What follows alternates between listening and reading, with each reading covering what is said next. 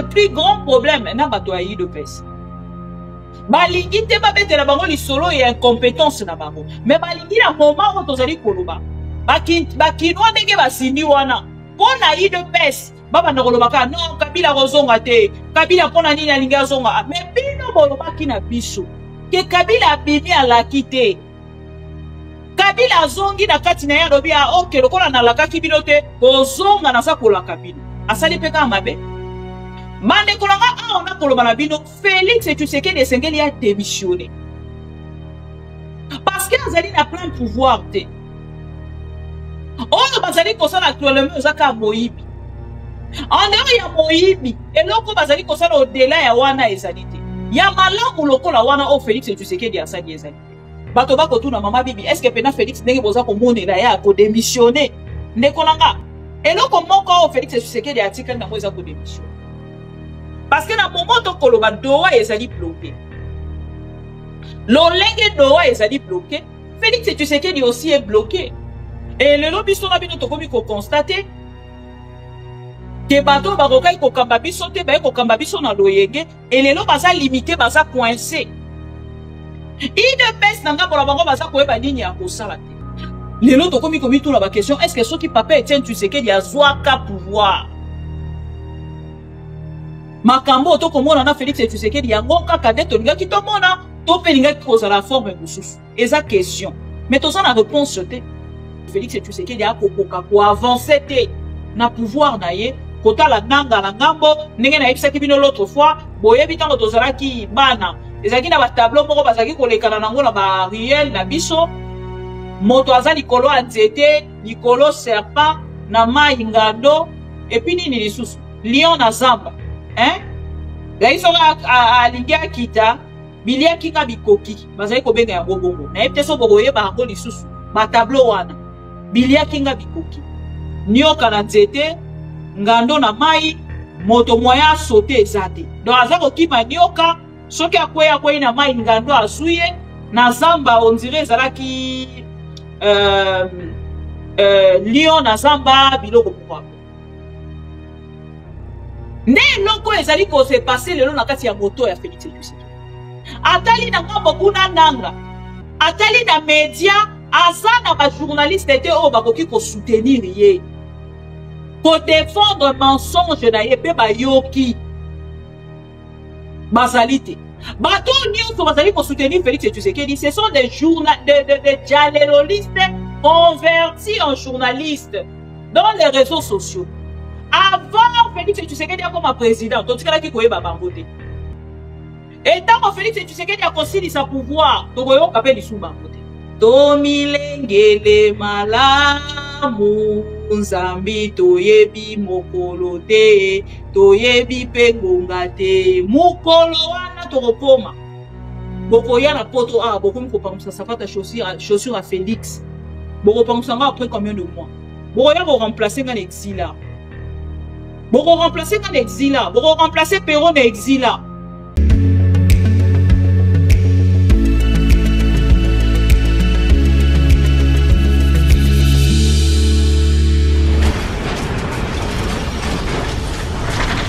Ma mission TV, le miroir du monde.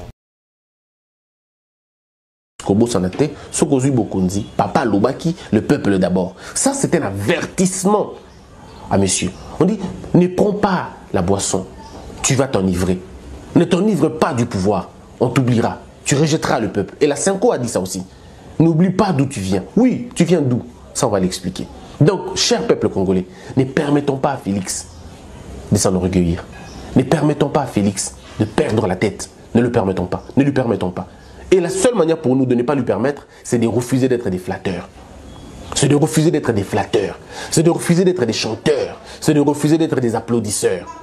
Nous devons être des gens vigilants, qui regardent. Et quand il y a un problème, on crie, on dénonce. Il faut qu'ils se rendent compte que le peuple a grandi. Ce peuple a mûri. À des banques françaises. Et ces richissimes se sont organisés pour les clouer. Il accepte de faire 10 ans en prison ou de passer 10 ans en prison tout en acceptant de garder l'argent.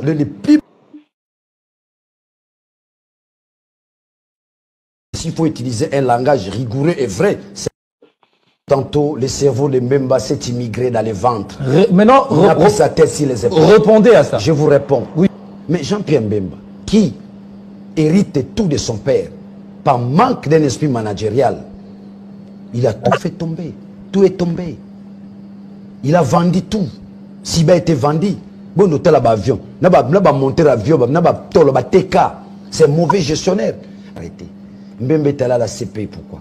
En tant que chef de guerre. Avec la CPI en tant que chef de guerre. Non, pas seulement en tant que chef de guerre. C'est maintenant qu'il va être arrêté. Je vais vous donner l'information. Je vais vous faire une révélation. Mbemba a été arrêté simplement parce qu'il est mafieux. À chaque fois qu'ils arrivaient à conquérir un territoire, il opérait du vol. Il dévalisait les banques. Parmi, n'est-ce pas, les griefs retenus dans les chefs de Jean-Pierre Mbemba, il a dévalisé les banques françaises à la République centrafricaine. Les Boana français, les richissimes français se sont organisés pour entrer d'abord en contact avec Jean-Pierre Mbemba, voir dans quelle mesure ils pourraient retourner de l'argent. Ils ont amené des caisses à Guémena. C'est là qu'ils sont allés détruire les caisses pour récupérer de l'argent. Cet argent-là n'appartenait pas à Jean-Pierre Mbemba, appartenait, n'est-ce pas, à des banques françaises. Et ces richissimes se sont organisés pour les clouer. Il accepte de faire 10 ans en prison, ou de passer 10 ans en prison, tout en acceptant de garder l'argent. Les plus mafieux, d'ailleurs mafieux, nous sommes encore gentils dans les langages, mais s'il faut utiliser un langage rigoureux et vrai, c'est un voleur. Pour notre paix, qu'est-ce qu'on doit faire? Il faut lui faire la guerre. Et je l'ai dit, je le redis ici, je vous le dis, parce que j'avais réservé, j'ai fait une interview ce matin avec une chaîne étrangère, j'ai pas voulu le dire. Je l'ai dit, j'ai réservé la primeur au peuple congolais, à Tchangou tout à l'heure, et je le dis à la première chaîne congolaise ici, chez vous. Merci. À la moindre escarmouche, des rigolos que vous avez vus s'exprimer à Nairobi, la moindre escarmouche, lisez sur mes lèvres. Je vais réunir les deux chambres en congrès, comme me le recommande la Constitution, et je vais leur demander l'autorisation de déclarer la guerre au Rwanda. Je le dis et je pèse mes mots, parce que je suis même prêt à cela. Et aujourd'hui, on n'a même pas besoin d'envoyer des troupes au sol au Rwanda. De chez nous, nous pouvons atteindre Kigali. Pourquoi seulement maintenant, pas hier? Parce que j'en ai marre. Ils inventent cette parodie d'opposition. L'Alliance du Fleuve Congo. C'est Charlot qu'on a vu la chose à Nairobi pour repositionner le M23. Donc vous comprenez que j'avais eu toujours raison de dire je ne parlerai jamais au M23. Mbote bapo Congo bisika nyonso bozwami tokutani na rendez-vous ya bamoure ya Congo bisika tozali lelo tolobela mboka lelo tozali le 11 tozali RRT hein voilà lelo tozali le 11 avril 2025 voilà vendredi le 11 avril 2024 bon début ya week-end na bandeko nyonso bazali kolanda biso bapona ma mission TV comme source na bango ya information maman Bibika Piga nazongi lisusu mokolo ya lelo tozalaki lobi ensemble na bino lelo tozongi lisusu tokutana na bino po tosolola Congo boyebi te Congo ezali kokende penza malamu mingi te ya koloba likolo na yango ezali te kobanda même na entrée ya émission na biso oyo soki esengeli tokende mosika koleka wana esengeli nakende mbala moko kotalisa bino oyo ezali kolekana na moment oyo tozali koloba pas plus tard que quelques jours touti kolobela biso na bino inondation mais nayebisaki bino ke ekochange na eloko moko te par rapport ya bamvula oyo déjà Metelsat apesa biso pona mois ya avril awa na koloba na bino bandeko bakongole bazali kobenganga ebele oyo bakotalisa te bazindi lisusu mokolo ya lelo bloqué na Gombe commune ya Gombe zindi na kati ya mai donc na ba vidéo batindelinga naza kobongisa ndenge ni ya komatisa ngo pour que bomona journée ya lelo pendant que je vous parle là pendant que nous vous parlons là ngambo ya Gombe ngambo ya Dans le centre-ville Mobimba. Eza na kati ya mai. Soki centre-ville Mobimba, eza na kati ya mai. Bon, bande kono biso ya njili. Ata balobi lelo. Ata balobi lobi. Ata balobi après lobi. Et kozala la même chose. Actualité. Oh, ce n'est pas Je suis désolé. Voilà. Et kozala toujours la même chose. Mais pendant ce temps, le gouverneur de la ville, oh, nanga mona ya sala ka entretien ata mon côté. Pour la ville, ya Kinshasa, aza ko rassurer na bakinois, nanga mona ye, a rosala nini, Kinshasa eko bomba. Et comme nous, Congolais, tolingaka ba oyo babengi ba slogan, mikolo pe bakomi ko benga ye Kinshasa eko bomba la boni même kutu journaliste moko aza ko benga ye le gouverneur le plus compétent. Bon, Nathalie Pende Kwangwa, journaliste, kombo na EPZ importante. Pour ceux qui otali bato mosusu, otali pe na situation à vie, bon. Aza vraiment na obligation ya kokumisa moto de la sorte. Mais biso misusu otokoza na possibilité wana te po conscience eza ko réclamer. Oyebi kasala musala malamu te. Mozo benga ye le gouverneur le plus compétent. Voilà. Chers amis, tozongi lelo pour que to solo la. Nande koloba bino na kotali la bino ba vidéo ya makambeleki lelo na ville ya Kinshasa. Avant na avancer, na we ezali ba point d'actualité na nga mokolo ya lelo, tope makambo na kolobela mokolo ya lelo.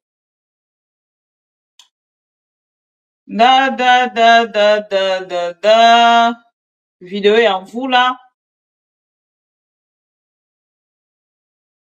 Voilà.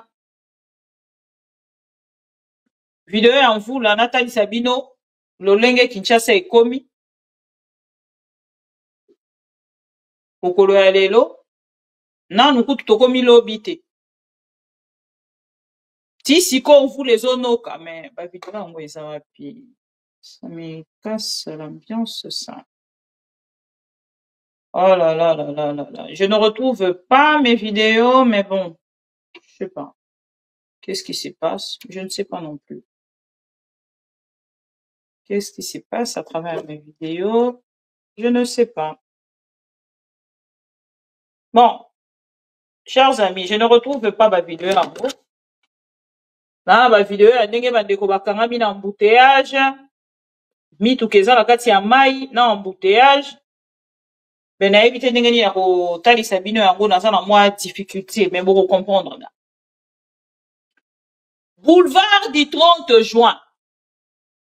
Oh, biso na bino to yebi. Bandeko to like vidéo, to partager, to like vidéo, to partager. To like vidéo, to partager, to like vidéo, to partager. Voilà. Pour la Sabino que le monsieur, oh Félix et tu sais qu'il y a Thierry Bisso, le choix de Maman Marthe. Monsieur Bumba a continué à la couper sa solution pour la ville province ya Kinshasa. Boyebi déjà les lots congolais va être surnommé l'île Pongi. Makambo nyonso eza kolekana na République démocratique du Congo ayaka ko sutuka et salamaki. Parce que ba congolais baza koyeba te na part na bango rôle na ye ezali nini. Alors baki na biso Kinshasa eza kobonga. Lobi na moni auti koloba lisu vision na ye oyo azali na yango il faut matérialiser. Pour la ville province à Kinshasa. Naza koyeba te Kinshasa ezobonga ezalaki nini pour que lelo ye la biso lisusu mususu vision mususu eye. C'est là où je dis au peuple congolais, où je démontre au peuple congolais, bato ba kokamba biso bazalaka na amour ya mboka te. Non plus un projet pour un changement. Il y a lobby to après lobby. Donc c'est difficile de notre côté. Ya koche la bango espoir. Pona koloba ke non. Bato bakomema biso bisika au peuple congolais aza kuluka. Tokotika la kokoma kuna te.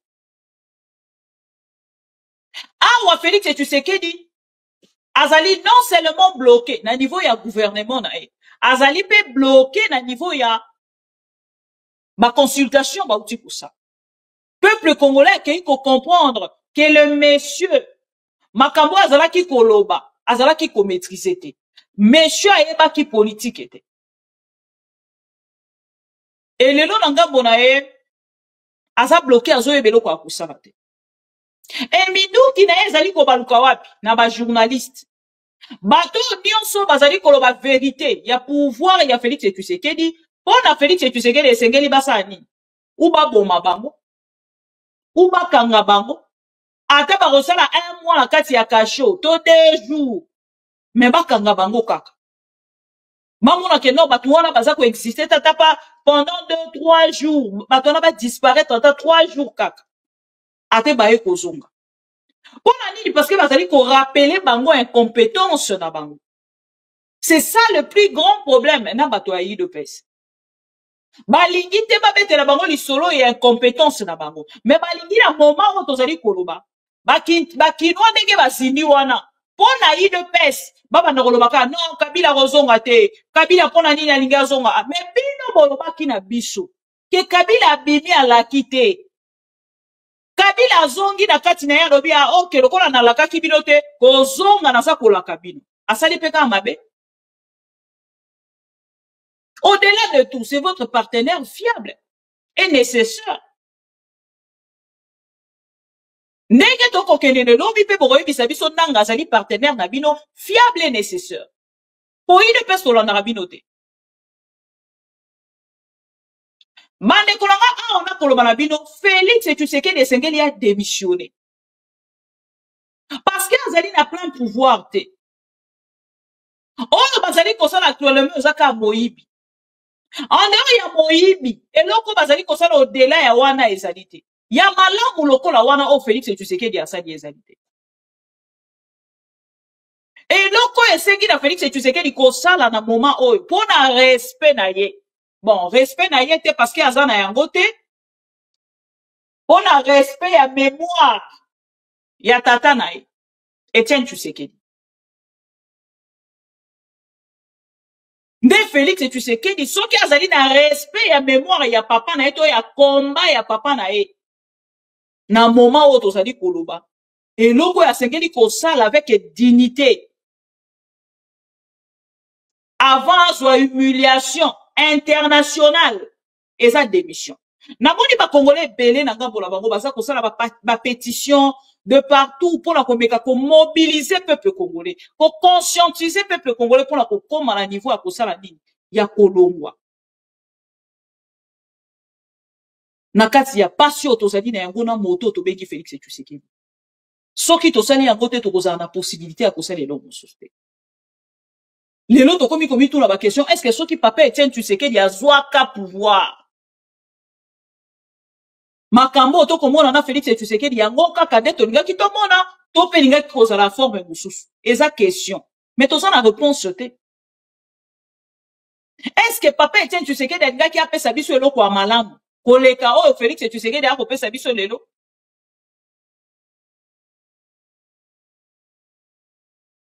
Est-ce que tozala na possibilité wana? Moyen nini? Moyen ezate parce que lelo papa Etienne Tshisekedi azali lisusu te pe à son âme. Na yebite soki déjà azana kimia. Soki azana kimia pe à son âme parce que charge o atikela biso ya mwana na ye Félix Tshisekedi. Toko yebelo woni to ko sala te. Lelo kombo ya papa Etienne Tshisekedi ekimi na minoko na biso parce que tozana possibilité te. Il de pèse viva. Bozana boya bo se manifester na za besoin na bino. To like vidéo to partager, to like vidéo to partager. Na lingi na kotisa point moko awa avant na koma na ndeko Pero Loire. Na bandeko loba no ma mvula mais moyena loba totalement ma mvula ezalité tant que na ba vidéo te moi bandeko bazali na Kinshasa ba yo ko commenter pour na kotalisa bino situation ndenge ezali ko s'aggraver na kati ya ville province ya Kinshasa lolenge otozali ko kendele tokoki kolala tolamuki na tongo lobi Kinshasa mobimbe ezindi Mike Mukebai tango azalaki na assemblée provinciale azalaki kolekana na télévision koloba gestion on a komona na Ngobila tokolala tolamuki Kinshasa disparaître. Kinshasa eza lisusu na temps mingi te. Parce que awa tokozonga pena vers les années où tozaki même pas na caniveau. Mais lelo toza na caniveau, toza na mbongo na assemblée provinciale, toza na mbongo na gouvernement central, mais baza ko arriver. Et na gouvernement provincial na national, toza na mbongo, mais bazali na possibilité te. Ya kopesa ba solution na oyo ezali ba problème ya population na ya République démocratique du Congo dans l'ensemble. Et le biso na bino tokomi ko constater que bato barokai ko kamba biso te ba ko kamba biso na loyenge et lelo baza limité baza coincé. IDPS nanga bola bango baza koyeba nini ya kosala te. Bato bako tuna mama bibi est-ce que pena Félix ndenge boza ko monela ya ko démissionner ndeko nanga eloko moko o Félix Tshisekedi article nango eza ko démissionner. Parce que na moment to koloba doa ezali bloqué. L'olenge doa ezali bloqué. Félix Tshisekedi aussi est bloqué. Bolanda ba vidéo ya ba mensonge ote ba coacher la bino. Ba vidéo fake news o bato yi de pes ba coacher la bino. Oh non, ba kei na mwa kwa moko wana katra wazalendo basali vidéo pona ocha buzz na kati ya réseaux sociaux. Oh toza déjà na Bukavu awa, toza déjà na Bukavu awa. D'ailleurs même nenge tozo loba boy, tozu déjà Bukavu biso toza ko kamba Bukavu. Bino pe ko tipo bandi ko partager. Ouais, bazu Bukavu. Bazu Bukavu. Bazu Bukavu. On est en marabona ko solo la na bino ango vraiment à part. Na bane koloba awa on ya makamba mvula. Point on a ningina lobele ezali makambo ya Christian Bosembe. Avant na comme on a ndeko Pero Loire. Christian Bosemba memi dictature na ye. Oh ya Félix Tshisekedi. Oh ya mwana ya mama. Na kati ya Sesak. Ba reprocher yete.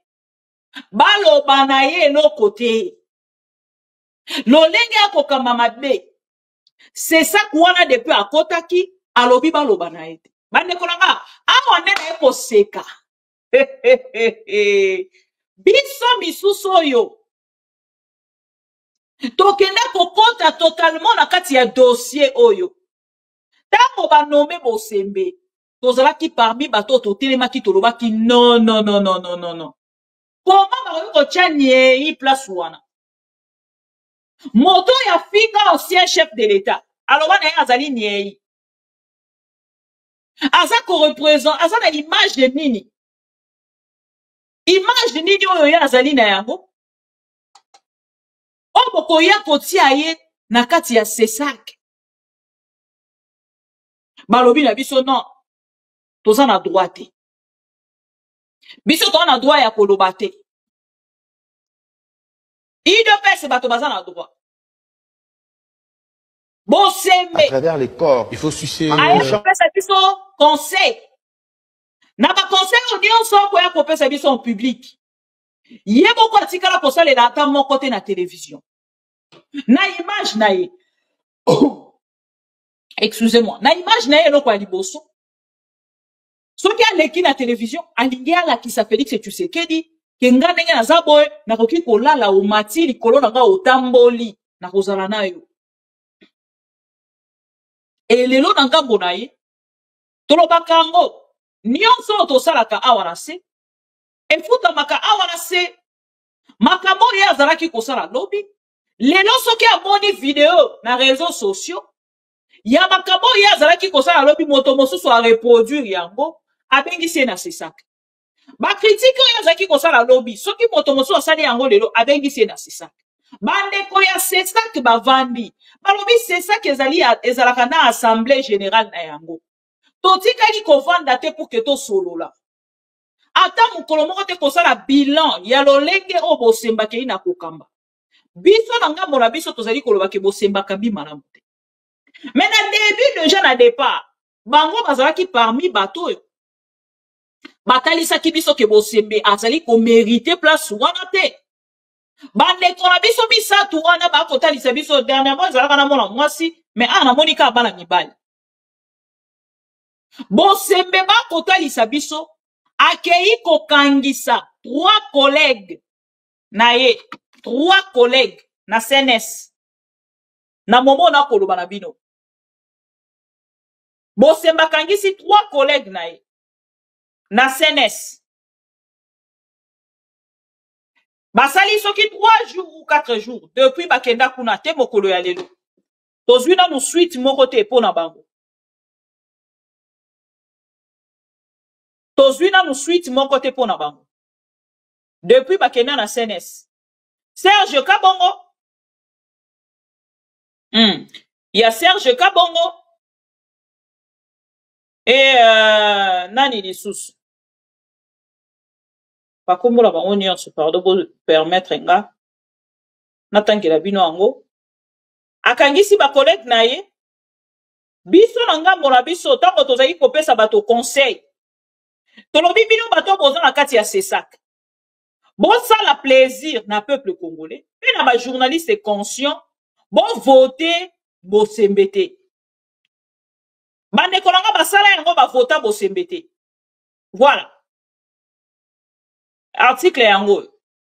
Interpellation des hauts conseillers du CESAC au CNSS, au CNS. Halte aux intimidations. Oyo bosemba kosala. Bozela. Bilongi na bango yango yo. Na rozana possibilité ko tchela bino yango te pour l'instant. Mais au moins, na vu yango déjà pour qu'il y ait la kisabino. Serge Kabongo, Arthur Mayala et Jean-Pierre Eyale. Baza 3. Tous au conseil supérieur de l'audiovisuel, c'est ça qu'en sigle, ont été convoqués et entendus au Conseil national de la cyberdéfense que dirige Jean-Claude Boukassa. Ils ont été longuement détenus avant d'être libérés un peu tard dans la soirée de ce mardi 8 avril 2025. Mais ce qui cloche dans cette affaire, c'est l'interrogation de savoir qu'est-ce que vient faire la cyberdéfense dans ces différents des gestions du CESAC qui opposerait ces 3 hauts conseillers à leur président Christian Bosembe. Un problème purement interne à cette institution d'appui à la démocratie. Question de l'intimider pour les comptes de qui? Autant de questions sans réponse. Seulement, il faut rappeler que le même CNS qui avait interpellé récemment dans la grande précipitation l'Indien Harish accusé de connivence avec le M23 pour voir le CNS relâcher quelques jours ces derniers que entre le patte sans tambour ni trompette. L'ordre étant venu d'en haut, fourrant son nez dans cette affaire, RDC, voilà. Ah, baza ko accuser plus mokonzi ya CNS. Ye moto akangi ba collègue ya Christian Bosembe na tangeli bino kombo Serge Kabongo, Arthur Mayala na Jean-Pierre Eyale. Bande ko ana misatu lisumu na bango ko reprocher gestion ya Bosembe na kati ya CESAC. Bande ko to banda koloba yango depuis bato bandimela biso te. Christian Bosembe bomonaka modèle. Oyo lelo soki ala na tongo ala muki oh non Canal Plus eza ko diffuser ba insanité hein. Vraiment il faut les inviter na kati ya CESAC. Oh il faut inviter nani na CESAC. Il faut inviter nani bande konanga. Tout le temps ce qui eza na programme ko ezali ko leka na Canal Plus wana. Alors bien non programme wana ezo ko représenter éducation et ba congolais te. Eza na image africaine te. Par rapport à l'image africaine, culture africaine, donc qui peut permettre la diffusion à Bilo qu'on a été surtout pas au Congo. Maintenant, aujourd'hui, j'invite Bosembe. Avant qu'il dépende de Coupero Louara. Bosembe, ngana mi benga kavar eza surnom o ba pro Congo ba pesanga parce que dans mes émissions to bandaki ko sala trop de vidéos pour na kotalisa peuple congolais qui est l'homme Félix Tshisekedi n'a passé qui était l'homme Félix Tshisekedi n'a passé na présent à travers ses propos, ses promesses faites na yebite na ya tango azalaki opposant na tango akomi lelo na kati ya pouvoir. Chers amis, lelo naza kobengisa bino. Christian Bosembo lelo azako se prétendre modèle pour na bato ebele nga pa na nga na lobaka ki azali modèle te. Na yebi esika to uti na Christian Bosembe na raccourci oyo asali pour se retrouver tango mosu lelo moi mutuka moi ndenge balobaka madesu abana ainsi de suite na renommé na niveau politique. Mais en vrai une personne oyo azali honnête azwaka vi na ye na honnêteté pas na tricherie. Soki okei déjà ko tricher, c'est-à-dire olongwe, ça lokwa Constant Mutamba. Constant Mutamba ça sous na nzela te, et c'est alongwa. Christian Bosemba ça sous na nzela te, et c'est alongwa. Et lelo nanga mona biso tongo to kotala ba jeune wana, lobi bazaki ko nga kotali sana peuple congolais ke bango bazali ba exemple. Mais lelo biso na bino toza ko constater ke bazali ba exemple te. Donc ko vana nanga mona biso te zo ba mwana nanga lobi azala lokwa Christian Bosembe. Non. Parce que déjà, il y a Christian Bosemba, c'est l'exemple tel même tata naye, atikala kozala jamais exemple. Tata ya Christian Bosemba, atikala kozala jamais exemple. Bon, tout na bandeko bazana est, bandeko bazana Kivu, na sud Kivu. Bon, tout na bandeko na biso bazana ngabwana. Bon, tout na bandeko na biso bazana Goma. Oh, bazali ko maîtriser ma parent ya Christian Bosemba. Topé sabino devoir. Pourtant, on tozaki koloba yango ezalaki lokola comédie, ezalaki lokola haine, ezalaki lokola de choses inventées par de personnes qui détestent Christian Bosembe. Bino kolobaka likambo nyonso tongo midi pokwa. Oza Rwandaise, oza Rwandais, oza Rwandaise, oza Rwandais. Eh yo, oza Rwandaise. Yo, bozo yango lokola insulte. Mais pourquoi kolobaka oyo ya Christian Bosembe te? Maman na ye azali Rwandaise. Même Christian Bosembe te mokolo ya lelo atangaka kombo ya maman na ye na télévision te. A parler la kombo ya maman na ye te. Il ne parle jamais de l'identité de sa mère. Mais papa na ye azalaki na Nord Kivu. Et na Est ya République pour ne pas seulement parler de l'autre là. Ba preuve ezali, ba témoin bazali, ba témoin oyo kutu batali saka balobi lelo ngai soki bobengi nga botieli ngai micro na koki ko commenter sur la maman de Bosembe. Bazali. Maman ya Bosembe Rwandaise. Ezali na bato mosusu pe bazali na part na bango. Batu titolo balobi ngai lobi na koki ko témoigner. Pour na likambo etali papa ya Bosembe. Bazali. Donc soki déjà Racine ezali exemple, je ne sais pas à quel moment le fils deviendra. Naïbité. Ce qui papa n'a déjà ça exemple, naïbité à quel moment fils n'a pas comme exemple. Et les lobino moko nanga borabino botali, bomoni nanga borabino. Bomoni nanga borabino.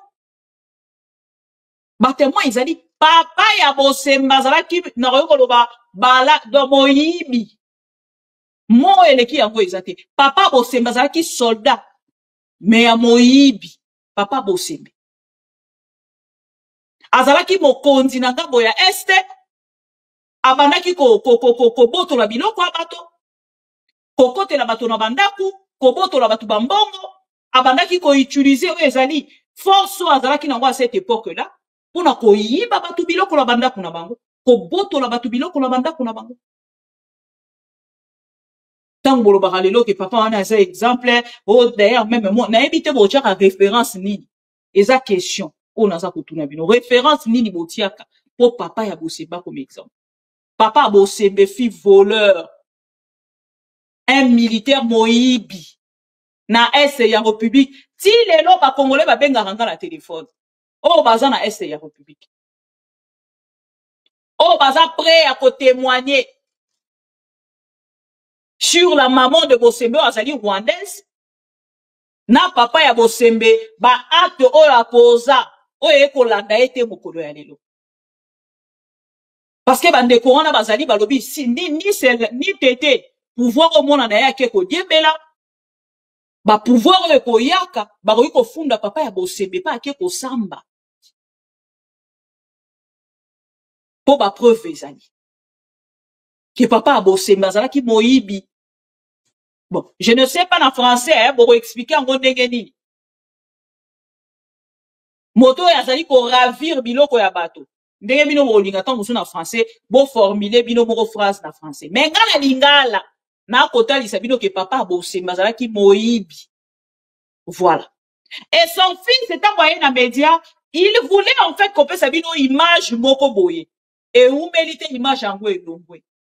Et l'ongwe ta akei ko zwa bazel o ya bandaki ko kene ko finga ancien chef de l'État.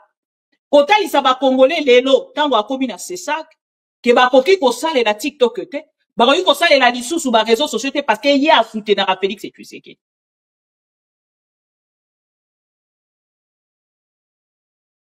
Et lelo tango akomi esika akomi a kota lisa même ba proche na ye baza na droite ya ko reprocher ye parce que ya azalaka pembe na Félix Tshisekedi aza mwana mama.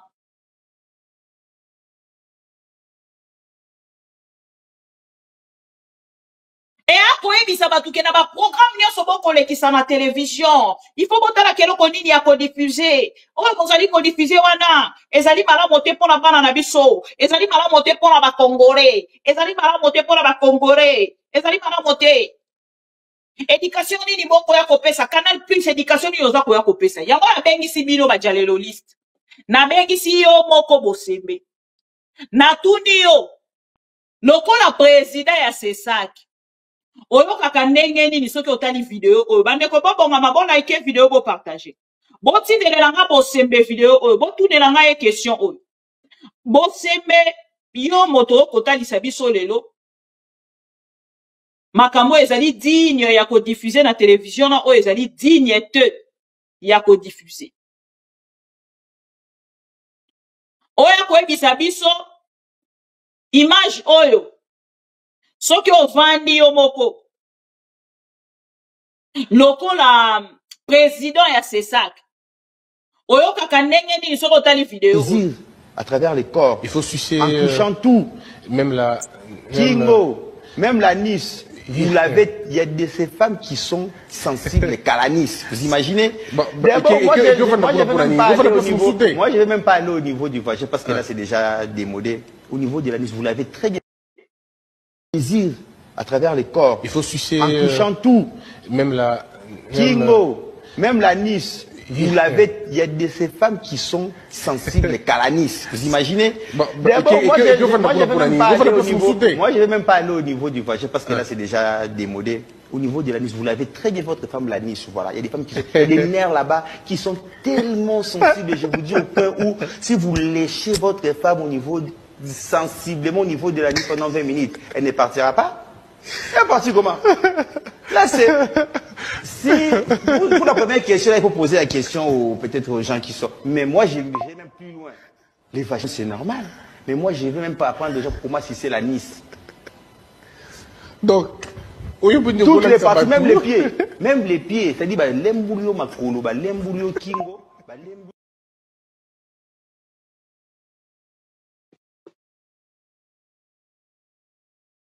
plaisir à travers les corps. Il faut sucer en touchant tout.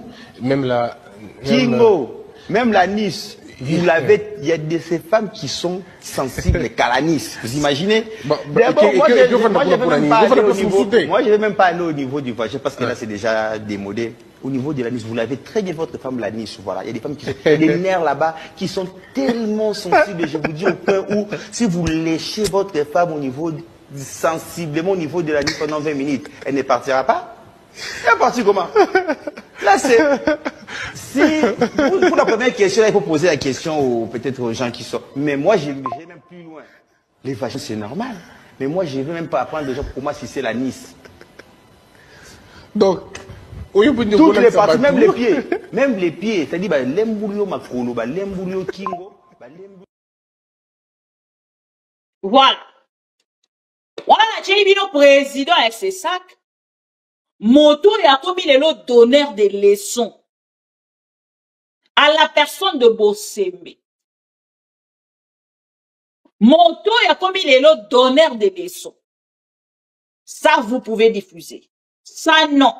Vous ne pouvez pas. Ça, non. Mais c'est que tout le bas Chantal, Kanye Boazaki, Kosala Moussala, na Emala Mouté. Comment fait-il qu'à une époque, il y a Neko? Chantal Kanyembo, Batika Bossembe ba interpellé, il était ni avec ses docteurs. Pour les canaux na télévision. Et les canaux na télévision. Et cette personne de l'eau. Non, Bandeko na Robi Neba Lobarako.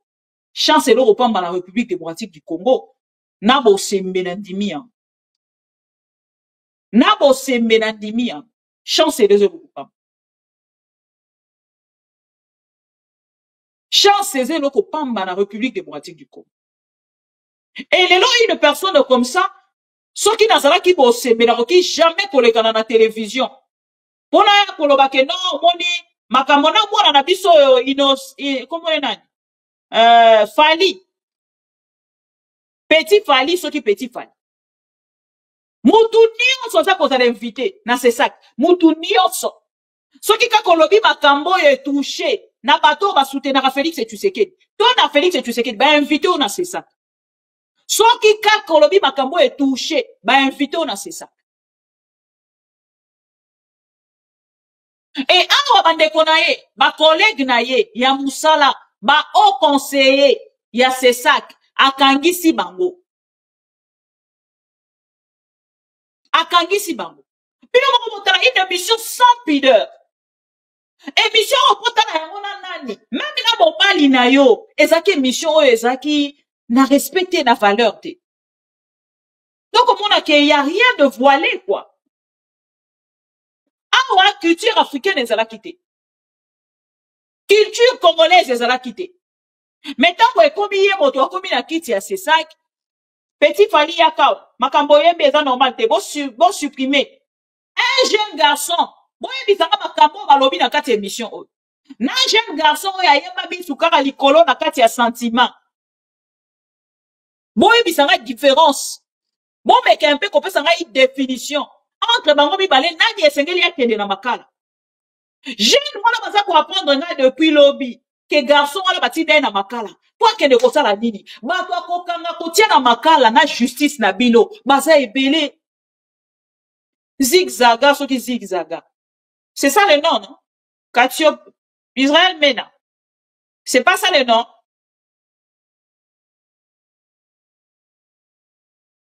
Zigzaga, non? Le garçon là, il mis sur les colonnes à cas de sentiment. Il est, comme, il y a moins de Anina massacré comme on a été. Comment il s'appelle encore? Zigzaga, non? Non? Francis Laya. Ma memi garçon na makala. Quand ceux qui l'ont dit, ceux qui avant-hier n'a quoi apprendre. Ma mema ina makala. Donc, ma tout moko ya kokangate. Zigzen. Ah, mais. Ah, pardon.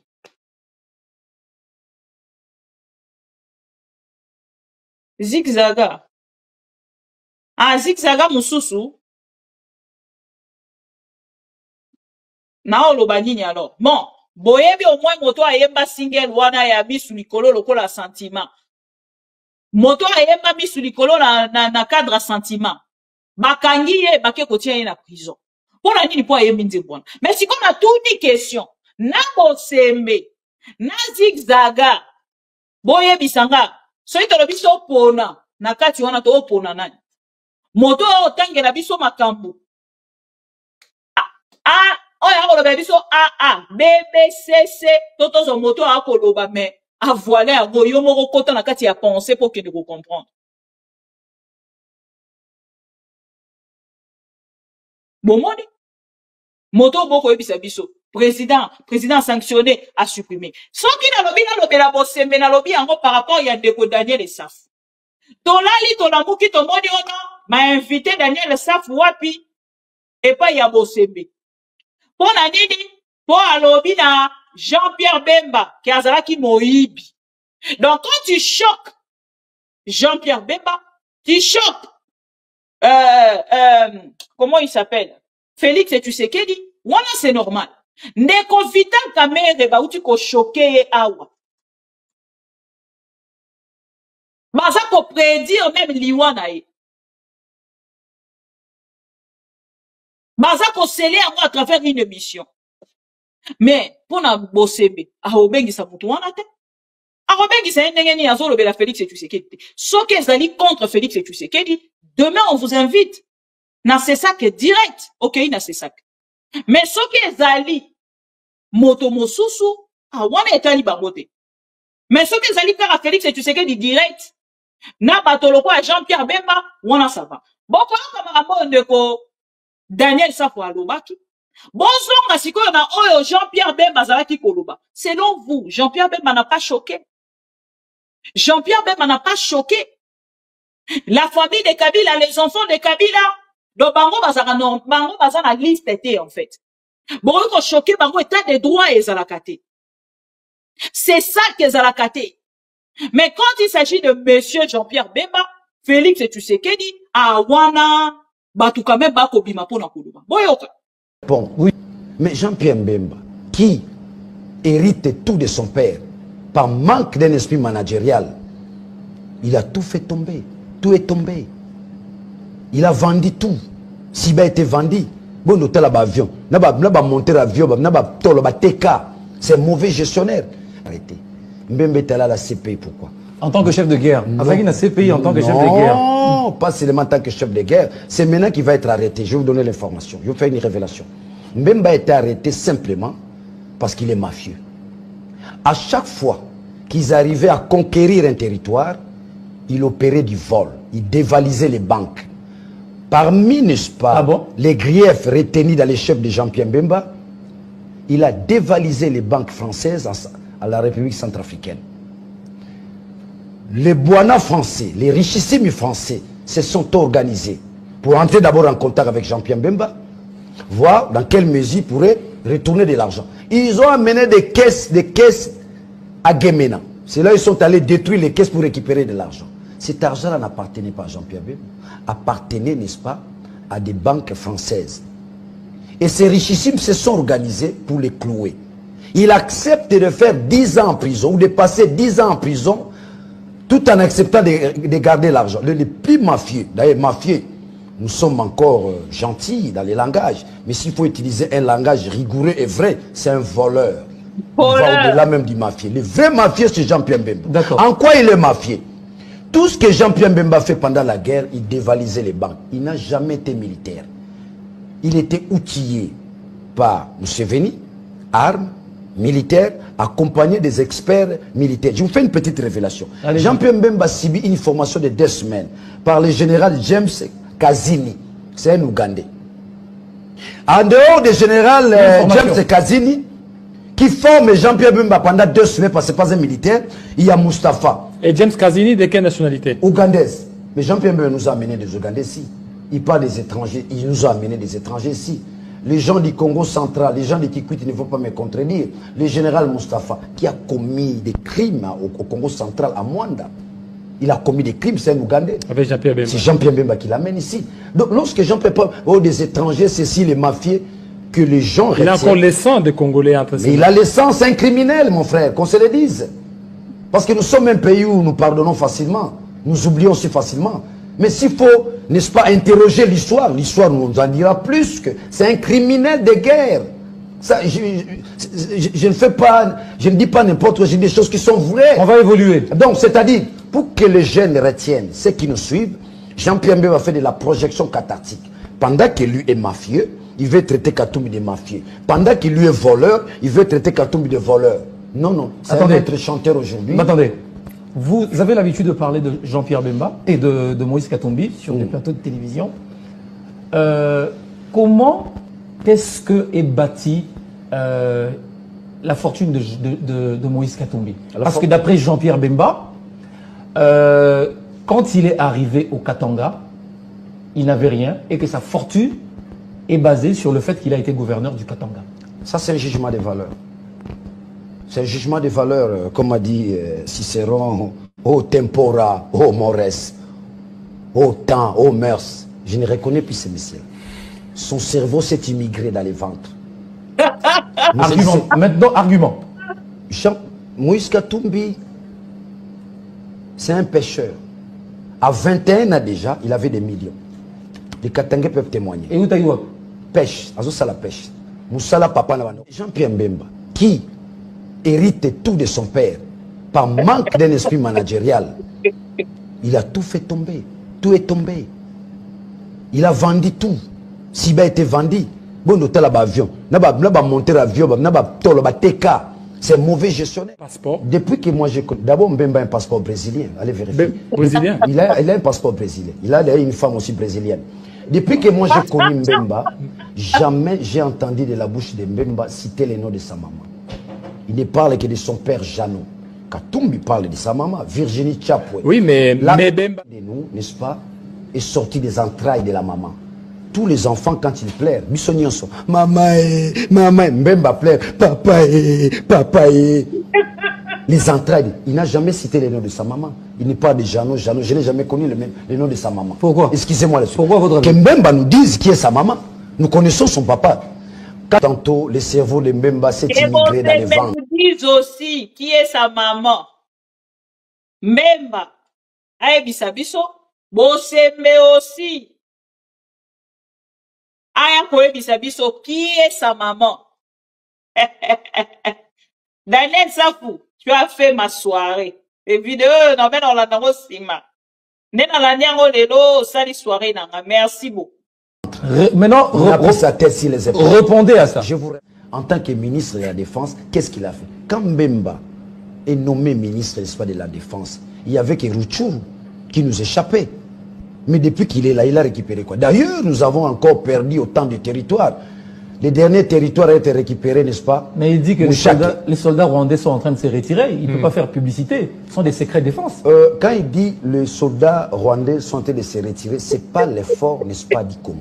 C'est l'effort de qui? C'est l'effort, n'est-ce pas, des Nations Unies. C'est une des résolutions que les Nations Unies viennent de prendre il n'y a pas longtemps. Ce n'est pas Mbemba, ce n'est pas Félix. Ils doivent cesser de mentir. Vous comprenez? Et maintenant la Russie. Attends un peu, je termine là-dessus. On ne gagne pas une guerre de cette manière. Il ne doit pas y en être fier. On gagne une guerre lorsque vous avez une armée dissuasive. Nous n'avons pas une armée dissuasive. Je l'ai défini tantôt dans une des chaînes de télévision. Une armée dissuasive renferme 3 axes. Les casernements, la logistique, la formation. Je vous pose la question, vous êtes un grand journaliste. Félix a construit les camps parce que les casernements sont des camps militaires. Les militaires, il faut les garder. Les militaires, on les garde. Ils ne peuvent pas vivre avec les civils. C'est pourquoi on construit des camps militaires, ce qu'on appelle les casernements. En dehors du casernement, il y a la formation. Combien de militaires avons-nous formés? Et on les a formés où? Nous avons le 3e axe, que nous appelons, n'est-ce pas, la logistique. J'ai entendu Mbemba, nous avons acheté beaucoup de... qui nous disent, ils ont acheté quoi comme logistique? Lorsque vous n'avez pas ces 3 éléments, vous ne pouvez pas parler en termes d'une armée capable à gagner une guerre. Vous comprenez? Preuve en eux qu'ils n'ont pas pu gagner cette guerre. Les Rwandais se retirent. C'est une négociation. Ce sont les puissances étrangères qui ne veulent plus la guerre dans les pays des Grands Lacs. On a besoin de la paix. Les paradigmes actuels dans le monde, que nous puissions construire la paix. On a besoin de la paix. Personne n'a besoin de la guerre. C'est-à-dire qu'il y a une diplomatie sous-jacente entre Kagame et Félix. Mais c'est donc ce que Mbemba dit, il raconte n'importe quoi. Nous n'avons pas une armée dissuasive. D'intelligence? Oui, je vous ai dit que le cerveau de Mbemba s'est immigré dans le ventre. Regardez, avez-vous suivi un communiqué de la CENI? Mbemba n'est pas le président de la CENI. Ce n'est pas Mbemba, n'est-ce pas, de nous présenter les difficultés ou les problèmes qu'a la CENI. Non. La CENI n'a jamais dit ça. La CENI n'a jamais fait un communiqué là-dessus. Denis Kadimane nous a jamais dit que non, nous sommes victimes, n'est-ce pas, des attaques... des piratages. Des piratages, non. Kadimane donc c'est faux. C'est faux, ça sort de la bouche de Mbemba. Même si tel est le cas, ce n'est pas Mbemba, ce n'est pas la bouche autorisée, c'est la CENI. Merci, Tosukawala. Ma pro Congo va songi. Batinenga vidéo, mutatinenga vidéo. A combien attend les gens de thé? A si attend les gens de thé. Achète à qui est. Oh. Donc, Daniel Safou a fait ça comme ça. Oh, non, non, non. Toi, mec, la Safou m'a beaucoup. Melina yo moko. Et Katio. C'est-à-dire, maintenant, lobby, yo, bandai, koluka, ko pesa bango, ba leçon morale, ma leçon de morale, lelo, bango, ba, ko recadrer Jean-Pierre Bemba bien, comme moi j'aime. Neko Jean-Pierre Bemba, oya azalaki moyibi, oya yiba, akenda prison po ayiba, akenda prison te po na Congo. Félicitations à Safou. Et puis, na dingara Safou sa émission en français. Soka sa na français, ngunza ke ngunza, akenda ranang. Ngunza ke ngunza ya na lingala. Soka kana yambia to bandi lingala wa, ngunza ke ngunza. Wana ngunza ke ngunza habibi. Ngunza ke ngunza na Jesus. Kumpatria, wa kumpatria bandi. Mais soka sa na français, au monde pena azako hein, réflexion et que n'a rappelé vandi na veste. Concordance c'est ça. Mais soka memi biso na lingala wa ngunza ke ngunza. Voilà. Il faut avoir un biso français boye to comprendre l'union bisa bisoni. Et awa bana na biso ba ke directement ko comprendre. Non biso ki ba touni mango. Pourquoi Jean-Pierre Bemba à kota prison il y a ces pays. Bana ba kozala quand même nelo quoi pour répondre. Ba ko répondre mensonge était et choqué Jean-Pierre Bemba a bengi directement Bosembe. Bosembe c'est lui qui a interpellé Daniel Safou parce que bango ba ko kamba na intimidation. Ils ont intimidé monsieur Daniel Safou. Pour nga pour la bango kota li sakoloba ke non Daniel Safou makambo wana lobby soko continue koloba yango lobby kuna to kokende ko kangao. Tout ça pour la remeka kozongisa esima lobby aloba lisusu te. Au moins peuple congolais lelo soki bana na biso bake na école soki batuni bango Jean-Pierre Bemba bakanga kaya kendaka CPI pourquoi bana bako répondre na kati ya question wana parce que azalaki moyibi et moto wana ndalinga azala exemplaire moto wana ndalinga azala lokwa mo exemple pour la bana na biso ya lobby ako linga tozo yelo ko l'exemple pour na bana na biso ya lobby lobby to lobake non monsieur Jean-Pierre Bemba mwana nanga akomata lokola Jean-Pierre Bemba. Je ne vois pas une maman congolaise qui maîtrise de l'histoire de la République démocratique du Congo rêver que moi n'en ai comme à lokola Jean-Pierre Bemba lobby. Je ne vois pas. Et là, Bosembe a interpellé, je ne sais même pas dans qui suit quitté, ce qui a Kenda, qui a quitté, mais Nathalie Sibilo pour la Bolobake. Bosembe a exemple été. Jean-Pierre Bemba a exemple été. Félix Etui Sekedi Kolobaku tout est pour bana baza ko kamba minaye bana balandi en temps réel na TikTok ba tchela biso lelo donc bana baza na ba promesse nyonso lokuta oyo un chef de l'état asala pona mboka na yemboko soi-disant congolais atiki biso sokina arotika biso sokina combien de soki 350 promesses non réalisées ah na moni babandi au port ya banana tozo bandango kalate na moni Judith Suminwa ye wana ke kotambola tambola na Dubai kuna oh na Dubai kuna bisika uti kotambola tambola ba pesi promesse que dès 2026 baza ko banda déjà ko livrer makambo nyonso pont wana ezali nani port wana ezali ko banda kalate port ya bana Nathalie na lobi bon nazoye basote marabuni na oyo ko commenter pour la babiyibi oyo allons seulement. Chers amis, na ina lobana bino likambo ndeko na biso o to bengi na kombo ya Pero Loi. Bon, c'est là dans le vidéo moko na moni ndeko Pero Loi alataki veste moko ya bien na chemise moko ya bien. Ocha na image wana pour que esunga bandeko balanda biso ndeko Pero Loi depuis 15 ans na poto boyebi ba information nyonso a partager biso déjà depuis azali na poto oyo epesi biso lelo confiance mosusu Nicolo et Ndeko Rabiso Pero Louara. Et dès lors, le pouvoir de Félix Tshisekedi, Baza Kota Lisana Ndeko Pero Louara, que vina ye topé, vina ye na mikili ya poto esika azali, azali suna bangonga mingi te pour que bango bakene na kokanga ye.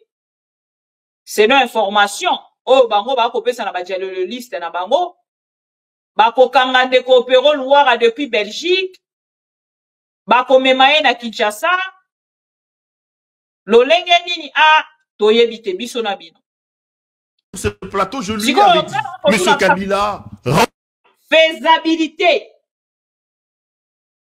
Nako kanis en fait, lolenge nini ba kosala na ngambo na bango pona ko réaliser o ezali rêve na bango.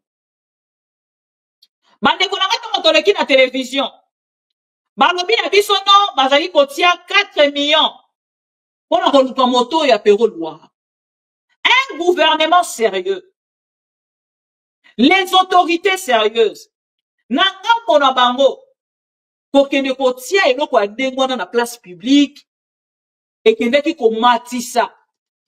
Équilibre donc ekeibo e gouvernement ekiti Ndeko Pero Louara mati. Parce qu'un simple journaliste,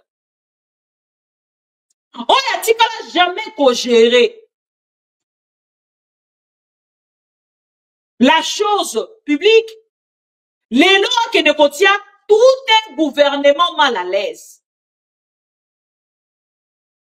Tant qu'on a dit Pero Louara coince Félix Tshisekedi ou la famille Tshisekedi na Belgique et kota lisadelo que Félix Tshisekedi a kokoka pour avancer na pouvoir na ye kota la nanga la ngambo ndenge na yebisa kibino l'autre fois boyebi tango tozalaki bana ezaki na ba tableau moko bazaki kolekana nango na ba riel na biso moto aza likolo anzete likolo serpent na mai ngando et puis nini lisusu lion na zamba hein la iso alingi akita bilia kinga bikoki bazali kobenga yango bongo na yebite so bokoye bango lisusu ba tableau wana bilia kinga bikoki nioka na nzete ngando na mai moto moya sauter ezate donc azako kima nioka soki akweya na mai ngando azuye na zamba on dirait ezalaki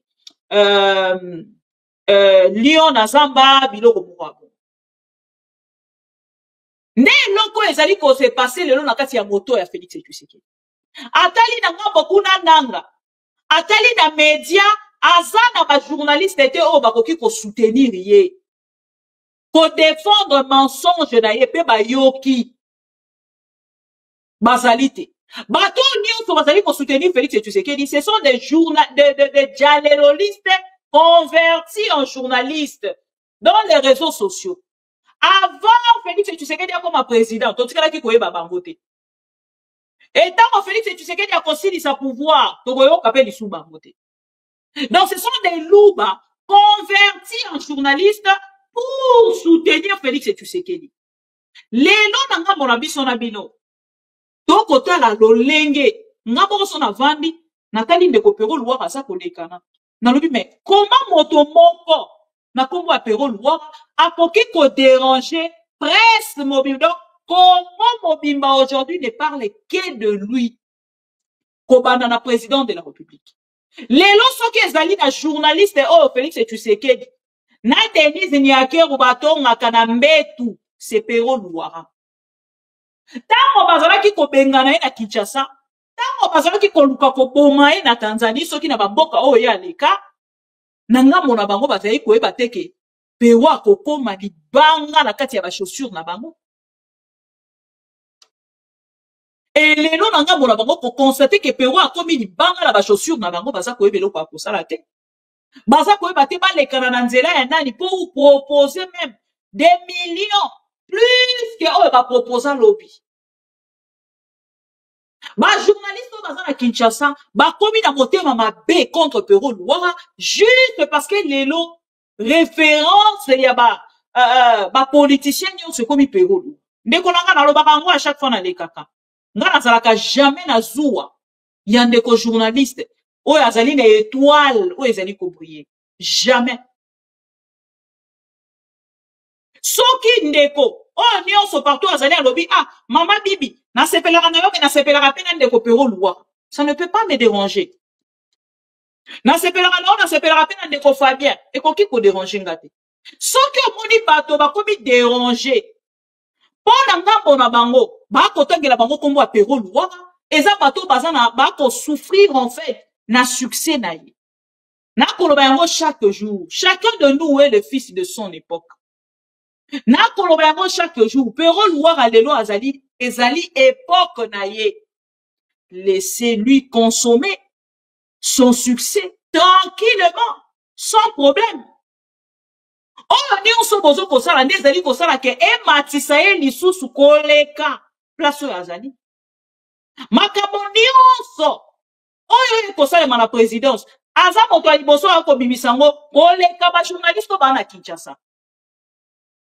Et d'autres journalistes aujourd'hui, ba komisi pero loi lokola ennemi na bango. Soki ye a publié, au lieu que de côté les mena oyo gouvernement eza kosala, boko mona muto abwaki ngunda na poto, mabosani objectif ya ngunda po na motema mabe. Abwaki ngunda na poto akoseli gouvernement makambo. Mais na kati ya internet azokumisa gouvernement. Oh la oh la oh la oh la.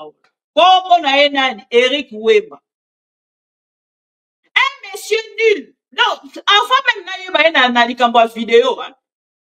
Na bande kotuna soki azalaka nani na Congo. Lelo nde na komi kotala siko ba vidéo mais nazoloba mutu mobimba yebi ata koloba te.